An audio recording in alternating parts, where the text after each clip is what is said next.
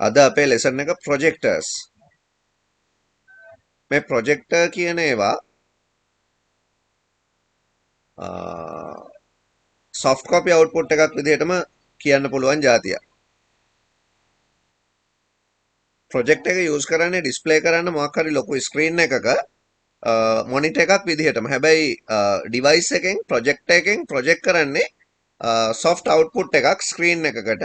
එතකොට ඒ ස්ක්‍රීන් එකේ ඩිස්ප්ලේ වෙන දේ ලොකු ඔඩියන්ස් එකකට බලන්න පුළුවන්. ප්‍රොජෙක්ට් එකක් අන්න ඒ වැඩේට තමයි ලොකුවටම පාවිච්චි කරන්නේ.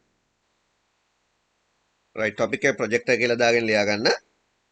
A projector is an optical device that project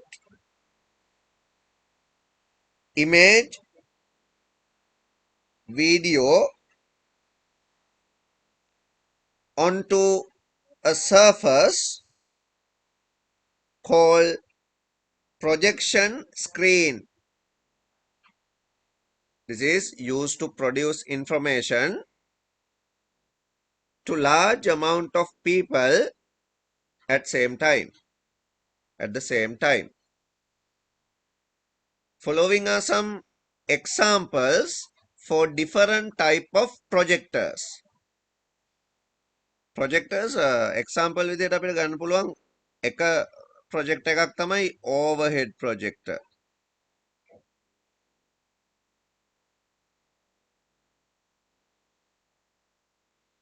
overhead project එක කියන්නේ ඒකේ base එකක් තියෙනවා මෙහෙම.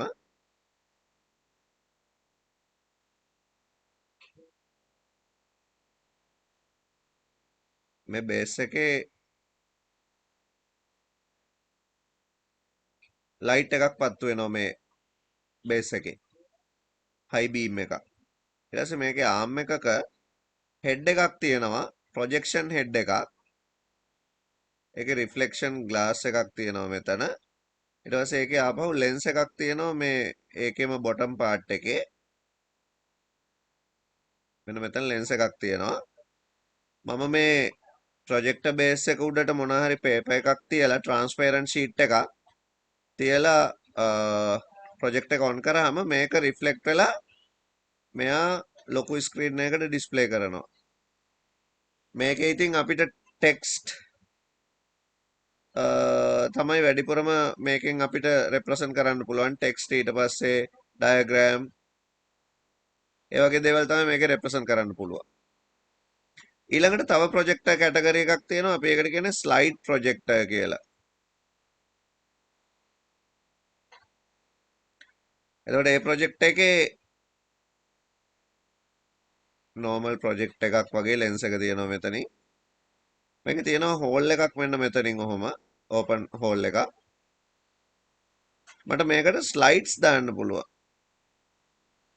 slide එකක් කියන්නේ ස්ටුඩියෝ එකකින් pre-prepare කරගත්තු positive frame එකක්. ඔයගොල්ලෝ දැකලා තියෙනවද අර toy camera තියෙනවා අපිට ඒකෙන් බලද්දි පොඩි photos shuffle කරගන්න පුළුවන්. toy camera තියෙනවා. ඔයගොල්ලෝ දැකලා ඇති. එතකොට මේකේ තියෙනවා මොකක් හරි පොඩි පින්තූරයක්. ඒක ඔයා මෙතනට දානවා මේ හෝල් එකට. දැන් මම මෙයාගෙන් එන්ලාර්ජ් වෙලා ස්ක්‍රීන් එක ඒක බලන්න පුළුවන්. ෆොටෝස් තමයි මේකේ බලන්න පුළුවන් අපිට. මේක පාවිච්චි කරන්නේ ෆොටෝ වලට. ඊළඟ ප්‍රොජෙක්ටර් කැටගරි එක තමයි මල්ටිමීඩියා ප්‍රොජෙක්ටර්. මල්ටිමීඩියා ප්‍රොජෙක්ට් එක ගත්තොත් මල්ටිමීඩියා ප්‍රොජෙක්ට් එකක අපිට ඉමේජස්, වීඩියෝස් ඕනම දෙයක් ප්ලේ කරන්න පුළුවන්. එතකොට මේකට අපිට VGA ඉන්න එකක් දෙන්න පුළුවන්. HDMI ඉන්න එකක් දෙන්න පුළුවන්. USB සපෝට් කරනවා. AV තියෙනවා.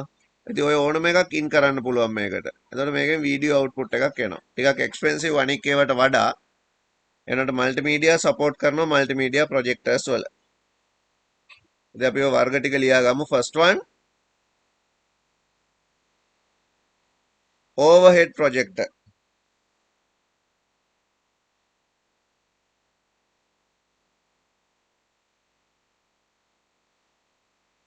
An overhead projector uses light to project an enlarged image allowing the view of a small document or diagram to be shared with a large audience. ඉතින් ඔයාලට පුළුවන් ස්ලයිඩ් ඕවර්හෙඩ් ප්‍රොජෙක්ට් එකක image එකක් ඕනනම් ඔතන paste කරගන්න. නැතත් කමක් නැහැ නිකන් නම ලියලා තියාගන්න. PowerPoint lesson එක තියෙන තැන ඕකේ photos තියෙනවා බලන්න. lesson number 8 වගේ මට මතක හැටියට ඒකේ තියෙනවා ඕකේ ඉමේජ් එකක්. Second one, slide projector. Slide projector is a mechanical projecting device for showing photographic slide. Last one, multimedia projector. The most common type of projector is called multimedia projector. This type of projectors are used to display both still and moving pictures. හරි ඊළඟට අපි තව soft copy output device එකක් ගැන බලමු. ඒ තමයි speakers. Speaker කියන જાතියත් අපිට intangible output එකක් දෙන එකක්. අල්ලන්න බෑ speaker වලින් එන output එකත්. ඒක audio output device එකක් විදිහට තමයි අපි කතා කරන්නේ. එහෙනම් ඊළඟ topic එක sound output devices. The device which gives a sound output is called speakers. Headphone is another type of sound output device. එතකොට ඔය කියපු output devices ඔක්කොම intangible soft copy output device. අපේ ඊළඟ topic එක තමයි hard copy output devices. Hard copy output devices. Hard copies are tangible computer outputs. Printers are best example for hard copy output devices. Following are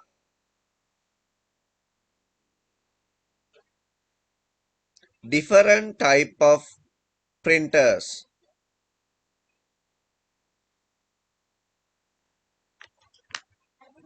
The hard copy output devices විදිහට අපිට printers ගැන කතා කරන්න වෙන්නේ. එතකොට මේ printers printer වලින් එන output එක අපිට අල්ලන්න පුළුවන් tangible. මේ printers අපිට එක එක විදිහට categorize කරන්න පුළුවන්.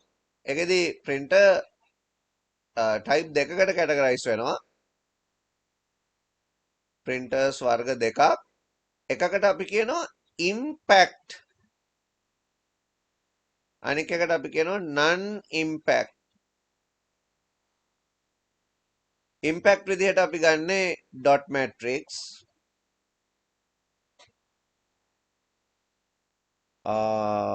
line printer,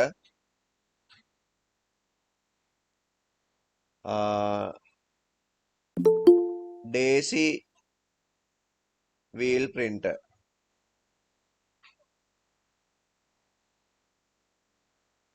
non impact විදිහට අපිට ගන්න පුළුවන් printers වර්ග inkjet,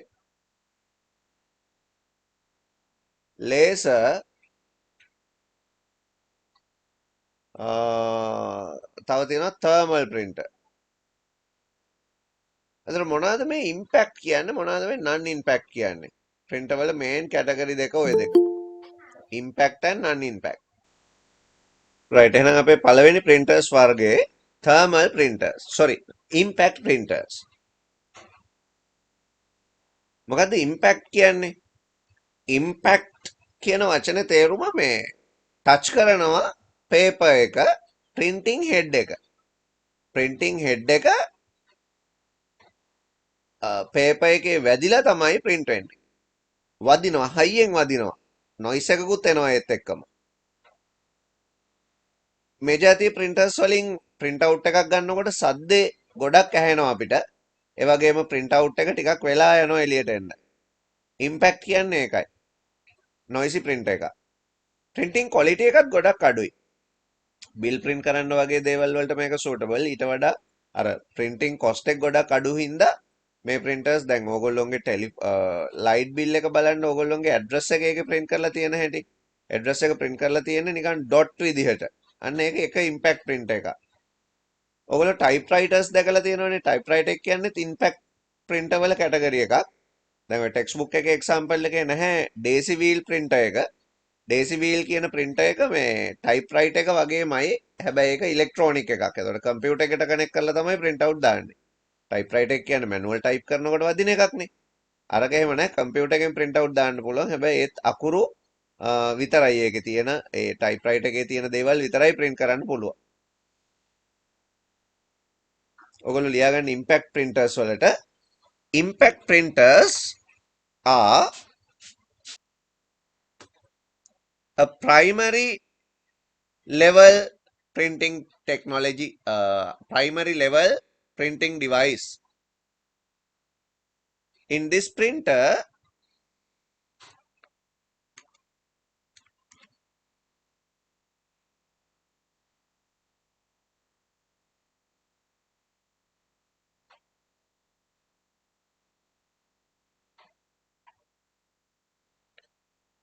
that have a head or needle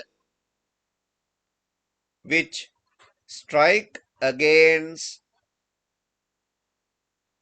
an ink ribbon to make a mark on the paper. It is very noisy and slow in performance. This type of printers are used in banks and shops for printing receipt because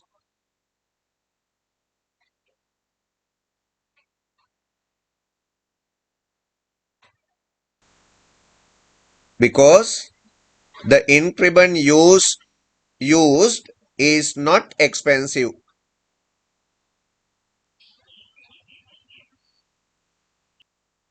Example, dot matrix printer,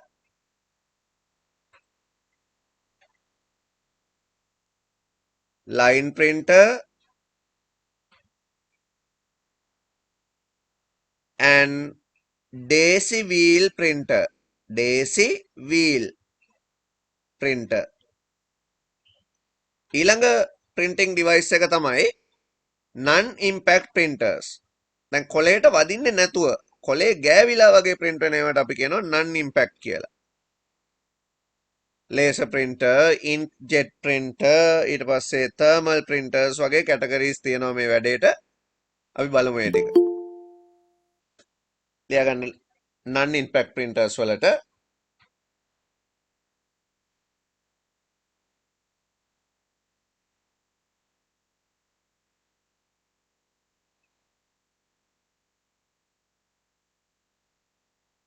non-impact printer does not operate by striking a head against a ribbon. It provides faster output than impact printer. It is not noisy.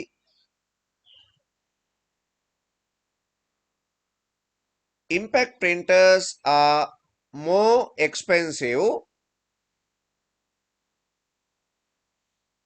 and better quality than non-impact printers. Example, laser printers. laser printer කියලා කියන්නේ ඒ printer එක ඇතුලේ පාවිච්චි කරන්නේම laser technology එකක්. දැන් laser color print එකක් එහෙම ගොඩක් expensive. මොකද මේ printer වල ඒගොල්ලෝ toner කියලා technology එකක් තමයි පාවිච්චි කරන්නේ ink එක වෙනුවට. එතකොට ටෝන එක හීට් කරනවා ලේසර් වලින් හීට් කරලා අර කොලේට පේස්ට් කරනවා. එහෙම දෙයක් තමයි ලේසර් print එකක වෙන්නේ. ඉතින් සාමාන්‍යයෙන් කලර් ලේසර් print එකක දැන් ටෝනර්ස් දාද්දී සියන් මැජෙන්ටා යෙලෝ බ්ලැක් කියලා කලර්ස් තුනකින්ම දාන්න ඕන. එහෙම නැත්නම් මේ කලර්ස් ඕනේම හදන්න බෑ. CMYK කියලා කලර් මොඩ් එකක් තියෙන එකෙදි. ඒතර එක ටෝන එකක් රුපියල් 9000ක් විතර වගේ වෙනවා. ඒ කියන්නේ ටෝනර්ස් හතරට යනවා 36000ක් විතර කලර් ලේසර් print එකක.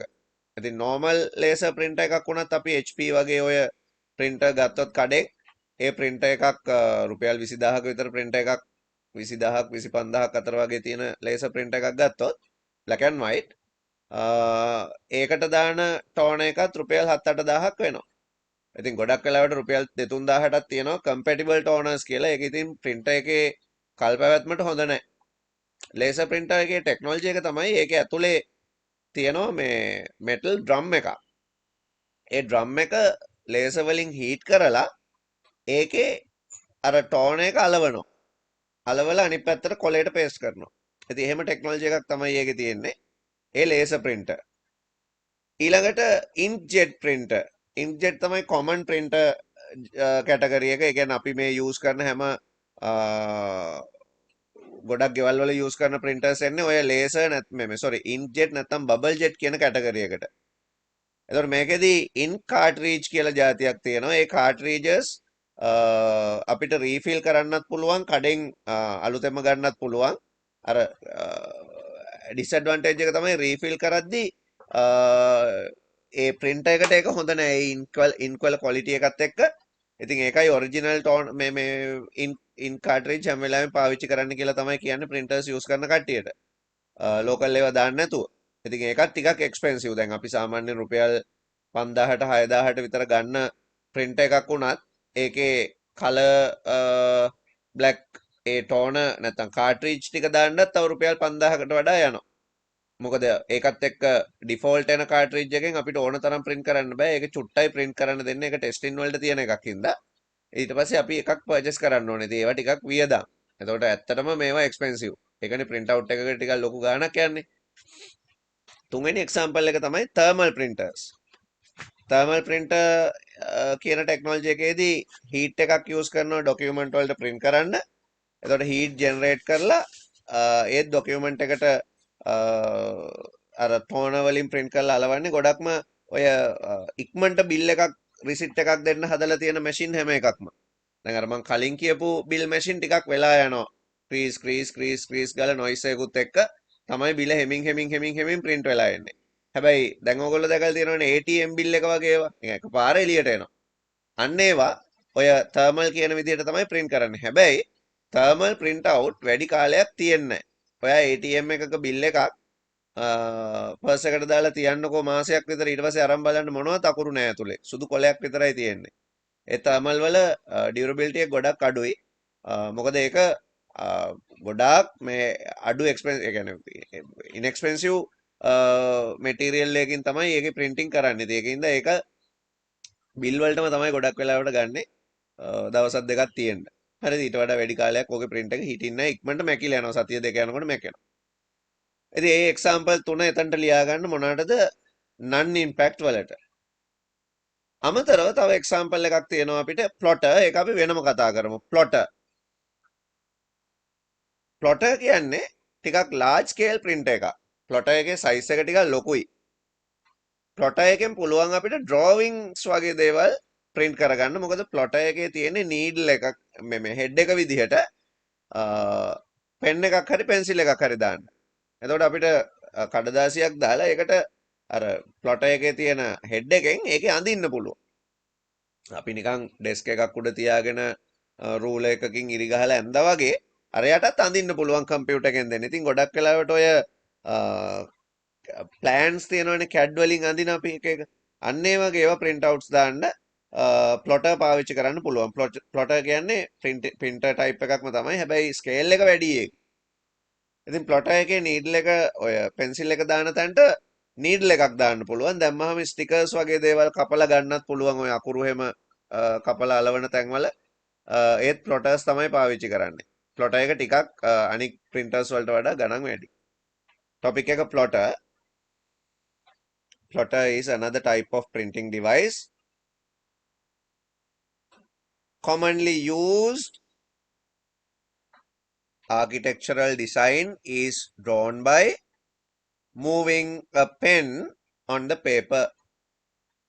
Right. ඒ තමයි output devices අපිට අඳුර ගන්න තියෙන.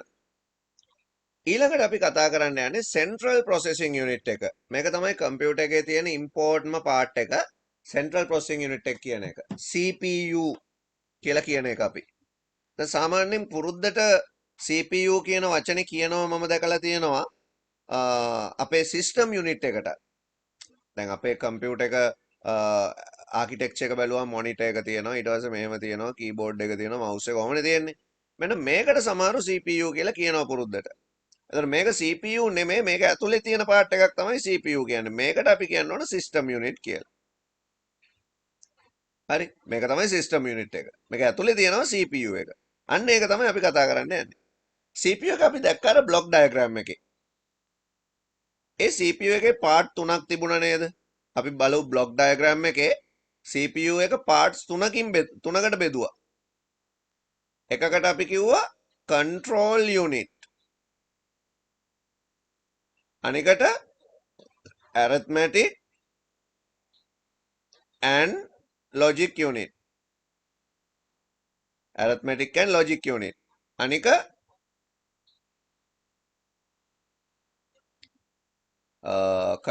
control unit, arithmetic and logic unit. ඊගාව එක memory register.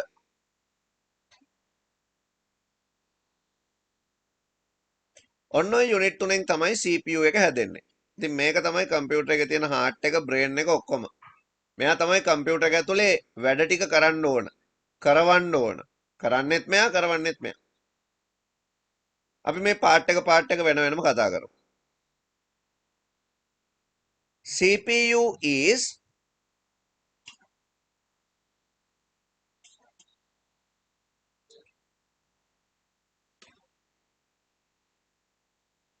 the main components of a computer.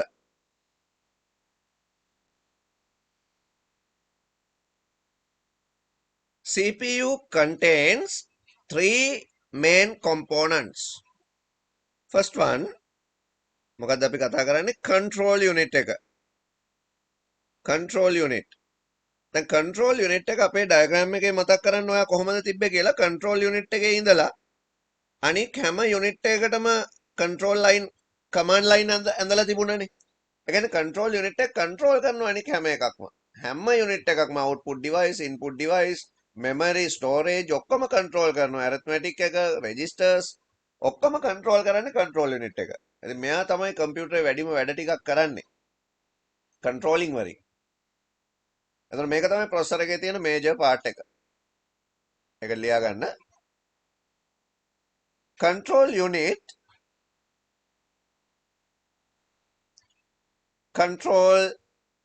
controls all devices of a computer system. Second one, arithmetic and logic unit. දැන් processor එක මොනවා හරි computer එකේ තියෙන මොනවා හරි දෙයක් perform කරනවා නම් ඒ කරන්න ඕනේ එක්ක arithmetically නැත්නම් logically. ඔය part දෙකෙන් තමයි processor එක මොනවා හරි දෙයක් perform කරන්නේ. එතකොට සමහර දේවල් mathematically process කරලා අපිට output දෙනවා. සමහර ඒවා logically process කරලා අපිට output දෙනවා. මේ දෙකම කරන්නේ CPU එක ඇතුලේ තියෙන ඔය part එක. ALU. Perform all mathematical and logical functions. ඊගව part එක තමයි memory registers. දැන් register වල තියෙන වෙනම වැඩක්. දැන් arithmetic and logic unit එක මොනවා හරි දෙයක් process කරද්දී ඊළඟට process කරන්න ඕන දේ store කරලා තියාගන්න memory registers වල. එතකොට arithmetic and logic unit එක එයා process කර ඉන්න එක release කරාම එයා process කරලා ඉවර කරාම මේ ළඟම තියෙන එක ආයෙ ගන්න පුළුවන් import කරගන්න පුළුවන්. ඊට පස්සේ තමයි RAM එකෙන් ආයෙ එකක් මේකට ගෙනල්ලා පුරවගන්නේ. මේක ඇත්තටම මේ processor එකේ efficiency වැඩි කරගන්න. අපි කියනවාකට processor utilization නැත්නම් processor optimizing කියලා. ඒ වැඩේ කරගන්න තමයි registers තියෙන්නේ. අර හරියට ડોක්ටර් කෙනෙක් patient කෙනෙකුට බෙහෙත් දීදී ඉන්නවා. එතකොට ડોක්ටර්ගේ ටේබල් එක ගාව තියෙන සීට් එකේ patient ඉඳගෙන ට්‍රීට්මන්ට් කරන ගමන් නර්ස් කෙනෙක් ඇවිල්ලා තව patient කෙනෙක්ව දොර ළඟට ගන්නවා. මෙයා නැගිට්ට ගමන් ඊළඟ එක්කෙනාව දාන්න. එතකොට ડોක්ටර්ට බලාගෙන ඉන්න වෙන waiting time එක අඩුයිනේ. waiting time එක අඩු කරගන්න තමයි එහෙම කරන්නේ. අන්න ඒ වගේ වැඩක් තමයි මෙතන කරන්නේ. memory registers වලට ඊළඟට process වෙන්න ඕන එක open කරලා තියාගන්න. එතකොට processor එක කලින් වැඩේ අතාරිනකොටම මොකද processor එකක් හැම වෙලාවෙම එක වෙලාවකට එක වැඩයි කරන්නේ. එතකොට ඒක රිලීස් කරනකොටම අනිත් පැත්තෙන් එකක් processor ඇතුළට fetch වෙනවා. එතකොට processor එක ටක් ගාලා ඒක process කරනවා. processor utilization නැත්නම් processor optimizing ගොඩක් වැඩි වෙනවා. processor එකේ efficiency වැඩි වෙනවා මේ වැඩේ. ඒකට තමයි registers use කරන්නේ. ලියාගන්න. temporarily stores data needed for the function of ALU and the information produced by ALU. Next one, processor speed. Processor speed. processor එකේ speed එක. අපි සාමාන්‍යයෙන් processor එකක තියෙන්නේ මේ frequency එකක් speed එකමයි ඉන්නේ. මොකද processor එකක් කියන්නේ එයා පොඩි pulse එකක් දෙන වැඩක් තමයි කරන්නේ මේ වගේ. හරි. එතකොට මේ pulse එක හදන්න frequency එකක් තමයි එයා generate කරගන්නේ. මොකද processor එක මේ computer එකක් වැඩ කරන්නේ basically 10 කියන concept එකෙන්නේ. එතකොට එයා on off කියන condition එකට තමයි හැමදේම කරන්නේ. එතකොට ඒ කරන frequency එක, ඒ කරන speed එක අපිට processor එකේ speed එක කියලා කියන්න පුළුවන්. processor එකක් සාමාන්‍යයෙන් speed එකමයි ඉන්න use කරන්නේ hertz කියන unit එක. hertz. HERTZ දෙකම ගන්නවා hertz. දැන් hertz 1000ක් 1000 hertz is equal to 1 kilohertz. 1000 kilohertz is equal to 1 megahertz and 1000 megahertz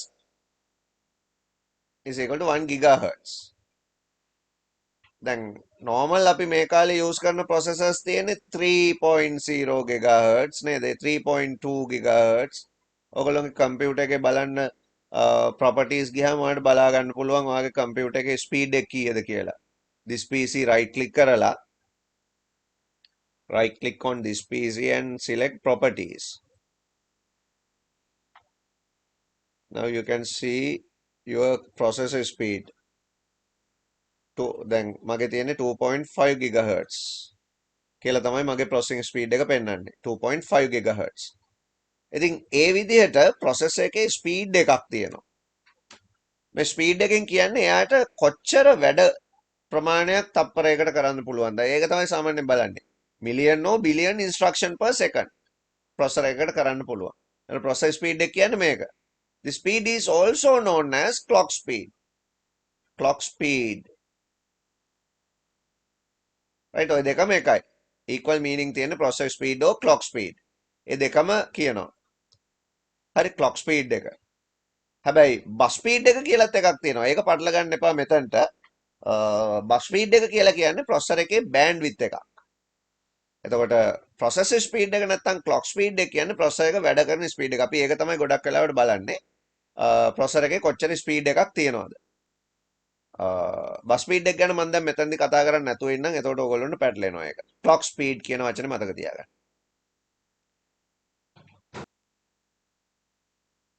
The unit used to measure clock speed of a computer is hertz, and the unit used to measure computer speed are megahertz and gigahertz.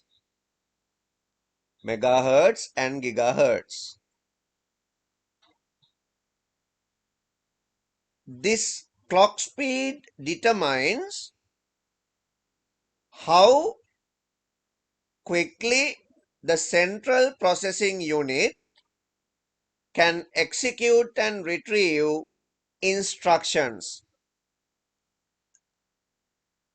හරි එහෙනම් ඔන්න මතක තියාගන්න ඕන දේ තමයි මොකද්ද? Computer speed එක කියන එකෙන් අපි තේරුම් ගන්න ඕන ප්‍රොසෙසර් එකේ ස්පීඩ් එක කියන එකෙන් ප්‍රොසෙසර් එකට කොච්චර ඉක්මනට වැඩ කරන්න පුළුවන්ද? දැන් මම කියනවා මගේ තියෙන්නේ 2.5 GHz කියලා. එතකොට දැන් ඔයගොල්ලෝ එක්කෙනෙක් කියනවා මගේ තියෙනවා 3 GHz කියලා. දැන් මොකක්ද ඒකේ මීනින් එක? මේක ටිකක් පවර්ෆුල්. හැබැයි ඕකේ තව මීනින් එකක් තියෙනවා. ඒ කියන්නේ ඔය විදිහටම ස්පීඩ් එක තියනවද නැද්ද කියලා කියන්න බෑ. ඕකේ තව ටෙක්නොලොජිස් තියෙනවා. දැන් මෙහෙම හිතන්න. මගේ තියෙන්නේ Core i5 2.5 GHz එකක්. මෙයා කියනවා එයාගේ තියෙන්නේ Core i3 3 GHz එකක් කියලා. දැන් මේ දෙකේ ඩිෆරන්ට් එකක් තියෙනවා. මෙතන GHz වලින් වැඩි වුණාට ඒකේ පාවිච්චි කරන core technology එක. ඒක වෙනස්. එතකොට Core i5 කියන එකේ core technology එක 3 එකකට වඩා advanced. දැන් කවුරු හරි කියනවා නම් එයා ගාව තියෙනවා කියලා Core i7 2.0 GHz එකක්. මේක අර දෙකටම වඩා advanced. එතකොට එතනදී මේ clock speed එකටත් වඩා ඒකේ අර core technology එකත් බලනවා. ඕක මේ Intel ලගේ standard එකක්. default අපි බලන්නේ සාමාන්‍යයෙන් processor speed එක GHz වලින් විතරයි. ඉතින් මේ Intel ලගේ කැටගරි එකක් හින්දා ඒක එච්චර හිතන්න එපා.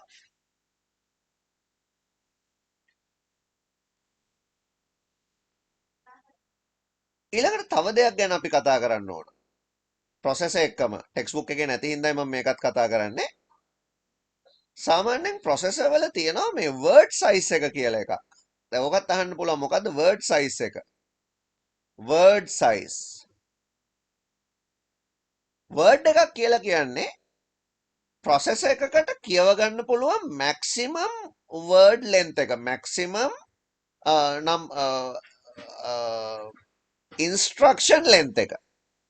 CPU එකට කියවන්න පුළුවන් ප්‍රමාණයක් තියෙනවා. limitation තියෙනවානේ. CPU එක කියන්නේ මිනිහෙක්ම නෙමෙයිනේ. දැන් අපිට උනත් එහෙමනේ. අපිට උනත් එකපාර පොතේ මුළු පිටුවම එකපාර පේන්නේ නැහැනේ. මොනවාරි රූලක් විතරයි අපිට පේන්නේ. ඒ අපේ word size එක. ඒ වගේ processor එකටත් word size එකක් තියෙනවා. ඒක ගොඩක් වෙලාවට 16 bit එහෙම නැත්නම් 32 bit නැත්නම් 64 bit ඔය වගේ sizes වලින් තමයි තියෙන්නේ. 16 bit කියන්නේ 10 data 16ක දිග. හරි 10 data 16ක දිග. එතකොට 16 bit වෙනවා. 16ක් තියෙනවද දන්නේ නැහැ මෙතන කොහොම හරි. ඔය වගේ දිගක්. එතකොට word size එක කියන්නේ ඇත්තටම මොකද්ද? processor එකකට එකපාරකට process කරන්න පුළුවන් දේ. අර register memory එක ඇතුලේ store කරගන්නේ ඔන්න ඔය word size තමයි. එතකොට දැන් ડોක්ටර් කෙනෙක් වුණත් patient ලා 100ක් එළියේ හිටියත් treatment කරන්නේ 1 by 1 නේ. ඒ එයාගේ word size එක. එයාගේ maximum capability එක. එතකොට process එකකත් ඔය capability එකක් තියෙනවා. අන්න ඒක තමයි word size කියලා කියන්නේ. ඒක හොඳට මතක තියාගන්න word size කියන එකේ meaning එක. අපි ලියාගමු ඒක. topic එක sub topic එකක් word size. A word size refers to the maximum number of bits that a CPU can process at a time. It is a fixed size pieces of data, fixed size piece of data which is dictated by the processor hardware architecture.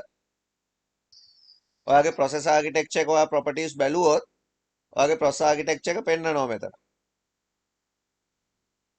right click properties වල බලන්න පුළුවන්. දැන් මගේ තියෙන්නේ x64. එතකොට මේකේ meaning එක මේක 64 bit processing තියෙනවා මෙයාට එකපාරකට bit 64ක්. x86 කියන architecture එකේදී 32 bit තමයි තියෙන්නේ. එතකොට සාමාන්‍යයෙන් ඔය dual core විතර වෙනකන් මේ කැටගරි එකේ තිබුණේ. එතනින් පස්සේ dual core වලින් පස්සේ හැම processor architecture එකක්ම 64 base තියෙනවා. ඒකින්ද කිසි ගැටලුවක් නැහැ. ඒකේ meaning එක තමයි දැන් හිතන්නකො 64 bit කියලා. 64 බිට් කියන්නේ එයාට එකපාරක කියවන්න පුළුවන් මෙන්න මෙච්චර දිග වචනයක් කියලා හිතන්න. එතකොට මේක 64 බිට් හරි. දැන් අපි මේකට ඔපරේටින් සිස්ටම් එකක් දානකොට ඔපරේටින් සිස්ටම් උනත් තියෙනවා ওই version දෙකෙන්ම. x86 version එක තියෙනවා x64 version එක තියෙනවා. අපි operating system එකක් ගන්නකොට එතකොට මේක 32 bit version එක මේක 64 bit version එක. දැන් ඔයා මේ 64 bit base processor එකක් තියෙනවා නම් ඔයා ගාව ඔයා මේකට දාන්නත් ඕන 64 bit Windows එකක්. 32 bit දැම්ම කියන්නකො. එතකොට usable වෙන්නේ මෙච්චරයි. මේ ටික වැඩ ඉතින්. මේක අපරාධනේ. ඔයාගේ processor එකේ maximum usability එක ඔයාලට ගන්න බෑ එතකොට. ඇයි මේ ටික එයා නිකම්ම රිලීස් කරලා තියාගෙන ඉන්නවා. එයාට යූස් කරන්න පුළුවන් බෑන්ඩ්විඩ්ත් එක තියෙන්නේ 32යි. මේ වර්ඩ් සයිස් එක කියන්නේ ප්‍රොසෙසර් එකට කරන්න පුළුවන් උපරිම ගාන. ඉතින් උපරිම ගාන මෙච්චරයි නම් අපි ඒ ගානින්ම වැඩක් ගන්න එක තමයි හොඳ.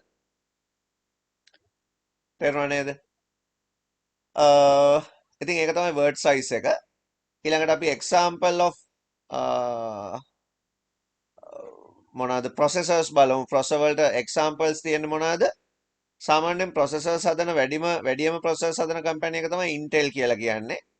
Intel ලගේ famous processor එකක් තමයි Intel Pentium කියන processor එක. ඒ වගේම Intel Core i කියන processor series එක ගොඩක් famous. Celeron කියන processor එක. budget processor එකක් ගොඩක් ගණන් අඩු processor එකක්. ඔය තුනෙන්ම Intel ලගේ processors ගන්න පුළුවන් අපිට. ඒතර Pentium series එකේදී Intel Pentium 4 තමයි ගොඩක් famous වෙච්ච processor එක පරණයි. ඊට පස්සේ dual core core to do ඔය කැටගරි එකේ ගොඩාක් ඒවා දිගටම ආවා. ඊට පස්සේ core series එකේ core i3 core i5 core i7 i9 ඒ විදිහට යනවා. Celeron කියලත් ඔය laptop එකේම තියෙනවා ටිකක් ගණන් අඩුවට ගන්න අපිට රුපියල් 50000කට විතර වගේ laptop එකක් ගන්න ඕන නම් Celeron කැටගරි එකේ laptop ගන්න පුළුවන්. ඉතින් මේවා ගේමින් graphic capability එක ගොඩක් අඩුයි Celeron වල. Pentium Core i එක්ක compare කරනකොට. ඊළඟට AMD Advanced Micro Device Corporation එකේ processor series එකක් තියෙනවා. famous මේක තමයි Ryzen processor එක. මේවා CPU GPU කියන කැටගරි දෙකම මේකේ තියෙනවා. දැන් Intel processor වල තියෙන CPU කියන characteristic විතරයි. Central Processing Unit. හැබැයි Ryzen වල එහෙම නැත්නම් මේ AMD processor Opteron එක එක ඒවා තියෙනවා. Opteron, Sempron, Duron ඔය වගේ එක එක ඒවා තියෙනවා. අලුතෙන් ඇවිල්ලා තියෙන Ryzen series එක. ඒකේ CPUත් එක්ක GPU කියන processing graphical processing unit එකක් තියෙනවා. ඒ කියන්නේ ඇත්තටම මේ graphic capability එක වැඩි AMD වල Intel වලට වඩා. ඒ හින්දා AMD heat generator නුත් වැඩි. ඉතින් ඒකින්ද AMD processor use කරන කට්ටිය Cooler Masters පාවිච්චි කරනවා. අර මම කිව්වේ super computer එකේ water cooling system එහෙම තියෙනවා කියලා. ඉතින් අන්න ඒ වගේ දේවල් පාවිච්චි කරනවා. ඒ වගේ දේවල් පාවිච්චි කරනවා කූලිං වලට AMD processors පාවිච්චි කරන කට්ටිය. ඊළඟට වෙනම ආකිටෙක්චර් එකක් තියෙන processor එකක් තමයි Apple processors. ඒතර Apple processor වල දැන් M2 ආකිටෙක්චර් එක එහෙම තියෙනවා අලුතෙන් එන laptop වල MacBook වල මේවා අනික් processors වලට වඩා මේකේ ආකිටෙක්චර් එක වෙනස් හින්දා අපි වැඩ කරන හැම software එකක්ම මේවා වැඩ කරන්නේ නැහැ. හැබැයි මේ Intel AMD කියන processor දෙක සාමාන්‍යයෙන් general purpose අපි ඕනම දෙයකට පාවිච්චි කරන්න පුළුවන් ගේමින් වලට හරි මොනවා හරි special application හරි මොනවා හරි. හැබැයි Apple use කරන කට්ටිය ගොඩක් ඒගොල්ලෝ ඉතින් designing වලට Apple පාවිච්චි කරනවා. ඉතින් ඒවටම unique software තියෙනවා. ඒව දාගෙන තමයි ඒගොල්ලන්ට වැඩ කරන්න වෙන්නේ. ඉතින් ඔය process තුන තමයි general අපිට process විදිහට දකින්න පුළුවන්. ඊට අමතරව දැන් ඔය mobile device වලට එන mobile processors ඕන තරම් තියෙනවානේ. ARM processor, Cortex processor, Snapdragon processors කිය ඔය Android phone වල අපි දකින්න හම්බ tablet PC වල Android ගොඩාක් දකින්න හම්බ වෙනවා අපිට මේ processors වර්ග. ඉතින් ඒවා එච්චර කම්පියුටර්ත් එක්ක ෆැමිලියර් නැහැ. ඒ වුණාට අපිට කම්පියුටර්ස් එක බලන්න පුළුවන් Intel, AMD, Apple. ඉතින් Intel processor එකක් පාවිච්චි කරනවා නම් කෙනෙක් එයාට ගේමින් වලටත් යන්න ඕන නම් එයා VGA කාඩ් එකකුත් වෙනම හයි කරන්න ඕන. AMD processor වලට එහෙම ඕන නැහැ. AMD එකක් එක්ක ගොඩක් graphics support කරනවා Intel වලට වඩා. ඉතින් ඒ වගේ වෙනස්කම් තියෙනවා. අපි examples විදිහට processor වලට ලියාගමු. Intel Pentium Core i Celeron AMD Ryzen Opteron Apple M2 example ටිකක්. processing devices වලට පස්සේ අපිට කතා කරන්න තියෙන්නේ memory devices ගැන. ඒක important device එකක් computer වල. computer එක තියෙන important device එකක් තව එකක් ඔය process එක වගේම මේ memory එක. memory classify කරන්න පුළුවන් එක එක විදිවලට. දැන් computer memory එක තියෙන්නේ දේවල්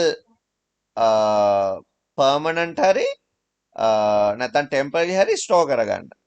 computer memory එක පාවිච්චි කරන්නේ. එතකොට ඒ වැඩේට එක එක වර්ගයේ memories අපිට computer එකේ තියෙනවා බලන්න පුළුවන්. ලියා ගන්න මෙහෙම. several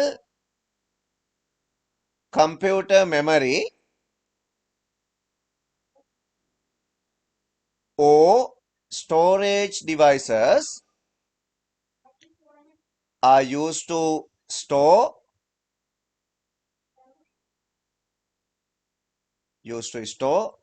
data and information temporarily and permanently.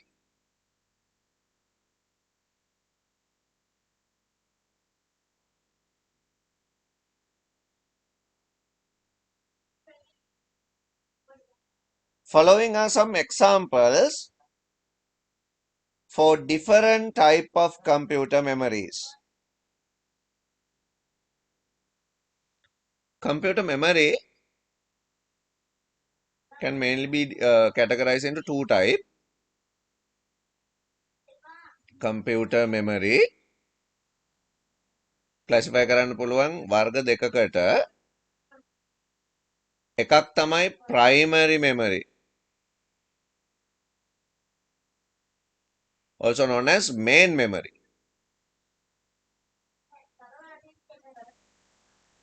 And second one, secondary memory,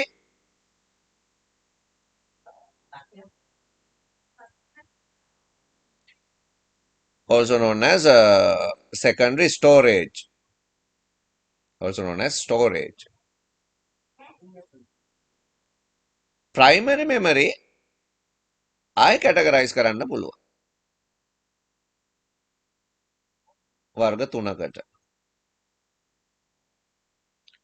එකක්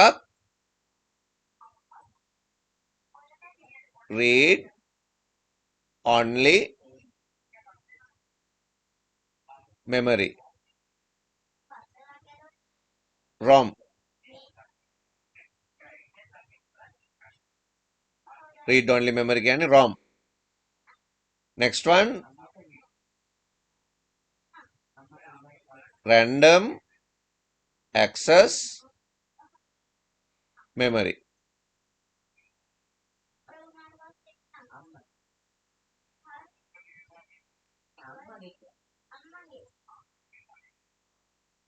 ඒකට අපි කියනවා RAM කියලා. Last one, cache.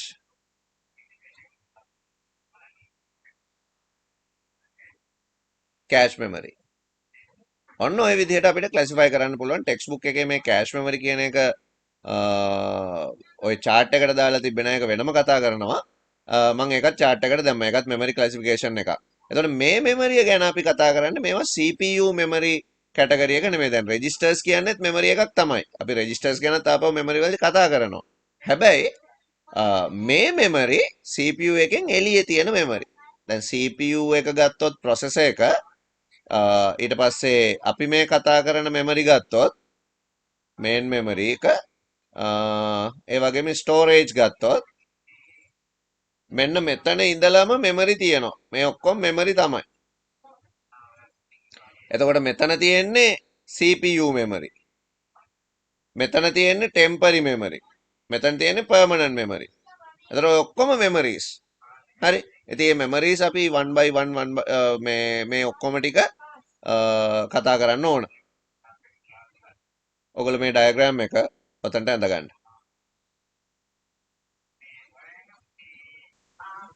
right, ඔයගොල්ලෝ මේ diagram එක ඇඳගන්න ඕන. ඊට පස්සේ අපි ඊළඟ lesson එකේදී මේ memory වර්ග මොනවද කියන එක ගැන discuss කරමු එකෙන් එක. මොනවාද read only memory කියන්නේ, මොනවාද random access, cache and storage. ඔය ටික අපි ඊළඟ lesson එකේදී කතා කරමු.